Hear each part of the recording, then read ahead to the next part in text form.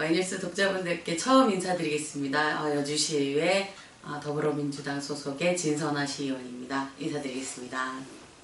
여주에는 남한강이 흐르고 있는 도시입니다. 과거 여름철에는 우기에 수해를 많이 입었던 지역이라서 매년 주민들께서 많이 힘들어 하셨는데 4대강 살리기 사업이 추진되면서 이포보, 여주보, 그리고 강천보가 건립되면서 그에 대해서 수해가 일어나지 않게 되면서 감사하는 마음을 갖고 계신 주민들이 좀 계셨고요. 그리고 또 하나는 건립을 하게 되면서, 보호 건립을 하게 되면서 환경이 훼손이 되고 자연이 파괴가 되는 것에 마음 아파하시는 주민분들께서 계셨습니다. 그런 와중에 2025년 초반에 이 4대강 살리기 기념비를 좀 세우겠다라고 하시는 민간단체가 발족이 되면서 이 일이 좀 불거졌는데요. 원래 초반에는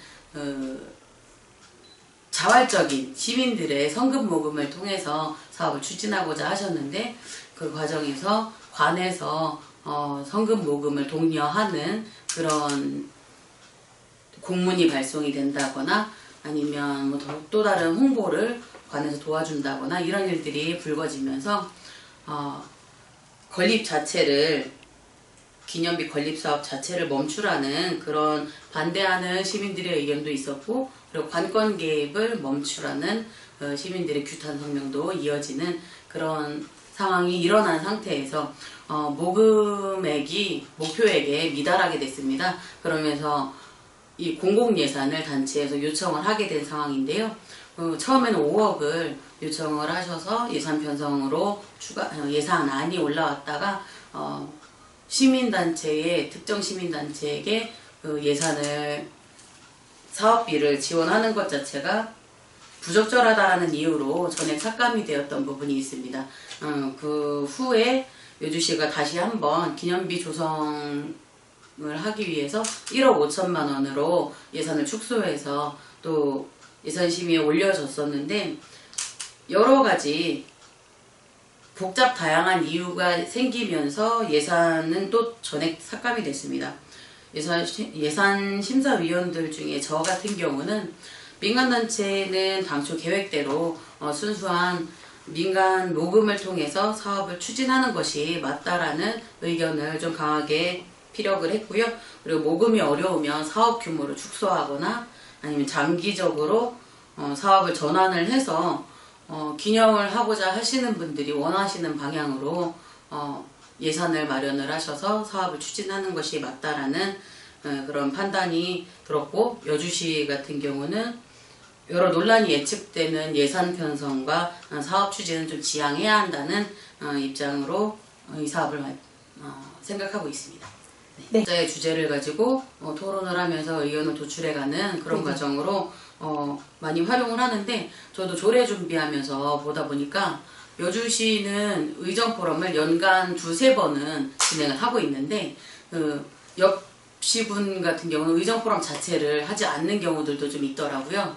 근데 주민들의 의사를 반영을 하거나 정책 제안을 하는데 주민 참여를 이끌어낼 수 있는 좋은 방향이기 때문에 의정포럼을 좀 장려를 해야 된다라는 입장을 갖고 이 부분에서 아무래도 예산이 소요가 되기 때문에 공직선거법이라던가 정치자금법이라던가 이런 부분에 좀 자유롭지 못한 부분이 있습니다. 이게 좀 애매모호성이 좀 강한 부분이 있어서 이런 부분을 조례를 통해서 시민참여기회도 독려를 하고 의정활동에도 명확성을 갖고 할 수 있도록 조례로 기념품 제공이라던가 예산의 집행이라던가 이런 부분에 명확하게 좀 표현을 했던 조례가 되겠습니다. 주민들의 의견을 직접적으로 들을 수도 있고 전문가의 이야기를 교류할 수도 있고 그런 부분이 열려있는 개방의 장이다 보니까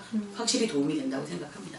저희는 시에 현수막을 걸고 누구든 오실 수 있게 장소 공개, 시간 공개 이렇게 해서 진행을 하고 있습니다. 2024년 행정사무감사 당시에 행정안전부는 정보화마을 사업의 예산 지원을 종료를 하고 정보화마을 자립을 위해서 2027년까지 마을기업으로 전환을 유도하는 그런 방향으로 농촌관광 포털 등록 이런 것들을 좀 유도를 하고 있는 상황이었습니다. 근데 저희 여주 관내에 한 4-5곳의 마을이 정보화 마을 사업에 참여를 했었고, 거기서 생산하는 농산물 판매, 그리고 농촌 체험, 그리고 관광까지 다채로운 활동들을 마을들이 이어가고 하고 있었는데, 국비와 도비의 예산이 중단이 되면서 이걸 사업을 영위하는 게 쉽지 않다라는 말씀을 하시면서 이렇게 사업을 포기를 하는 그런 마을도 계셨고, 사업이 좀 계속 이어졌으면 좋겠다. 아직도 우리는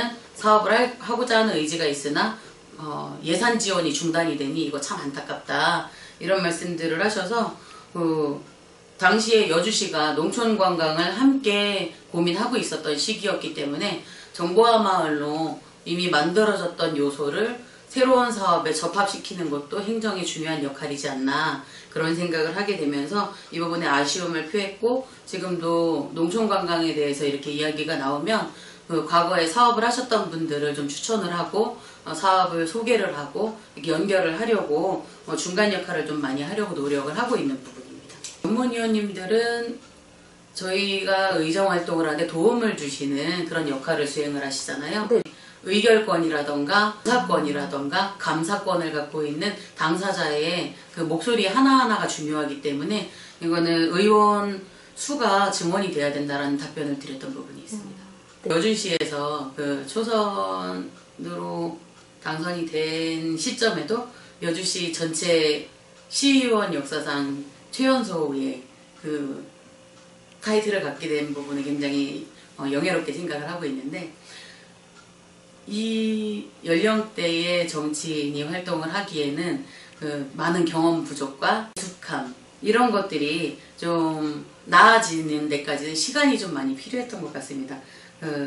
의회 활동, 정치 활동, 대민 활동 이런 것들에 대해서 경험해보지 못했던 것들에 대해서 익숙해지기까지는 좀 시간이 걸렸고, 제도적으로 제공되어 있는 지원 시스템도 그걸 능숙하게 활용하는 데까지는 익숙하는데 시간이 좀 걸렸고, 특히 제 연령대의 여성 정치인들이라면 육아에 대한 고충을 한 가지씩은 다들 개인적으로 갖고 있을 텐데, 그 부분에 대해서 시간을 분배하는 것 자체도 능숙하는 데까지는 시간이 좀 필요했던 부분이 있어서 어려움이라면 어려움이지만 잘 극복하려고 많은 노력을 하고 있는 부분이 있습니다. 제가 만 나이로 바뀌면서 나이가 좀 헷갈려서 그러는데요. 당시 만 40세였던 것 같습니다. 그래도 불구하고 지금 타 지역을 보면 20, 30대 의원님들도 많이 계신데 기초의원의 40대가 여주시에서는 최연소로 최초였던 것 같습니다. 40대에 남성 의원은 한 분 계셨었습니다. 재선을 하셔서 함께 의정활동을 하고 계신데 그분이 이제 50대로 진입을 하셔서 저만 40대입니다. 정치 철학이라고 표현하는 것이 맞는지는 모르겠지만 지역사회의 모든 구성원이 공정한 기회를 갖고 누구도 소외되지 않은 채 함께 성장할 수 있어야 한다는 믿음이 저의 의정활동의 출발점이라고 말씀드릴 수 있겠습니다. 앞으로는 주민 참여와 정책 연구 활성화를 더욱 넓혀갈 계획을 갖고 있고요. 의정포럼 운영도래를 발의했던 것처럼 의회가 단순히 의결의 장을 넘어서 학습하고 연구하고 전문성을 축적하는 공간이 될 수 있도록 많은 노력을 하도록 하겠습니다. 그리고 주민의 목소리를 가까이에서 듣고 그 의견이 제도와 정책으로 구체화될 수 있도록 소통의 다리를 튼튼히 놓도록 하겠습니다. 그리고 저는 여주시를 홍보하는 시의원, 그리고 아이 키우는 시의원이라는 닉네임을 제 스스로에게 붙여서 SNS 활동을 하면서 해시태그를 다 그렇게 붙여서 활동을 하고 있는데요. 이 부분이 받아들일 수 있는 그 색다른 소통의 창구가 되지 않나 라는 생각을 하고 있습니다. 그래서 주민들과 친근하게 만날 수 있고 새로운 소통의 장을 만들어서 목소리를 직접 전달하고 소통하는 과정을 좀 더 넓혀가면서 의정활동을 펼치려고 합니다. 그리고 제 자신에게 메시지를 전하고 싶어서 좀 썼는데 잘 좀 읽어보겠습니다. 10년 후에 20년 후에 좀 볼 것 같아서요. 그동안의 시간 속에서 많은 선택과 도전이 있었을 겁니다. 모든 순간을 후회 없이 살았다고 자신 있게 말할 수 있기를 바랍니다. 정치인으로서의 성취보다 인간 진선화로서 얼마나 따뜻하고 책임 있는 삶을 살았는지가 결국 가장 중요한 발자취일 것입니다.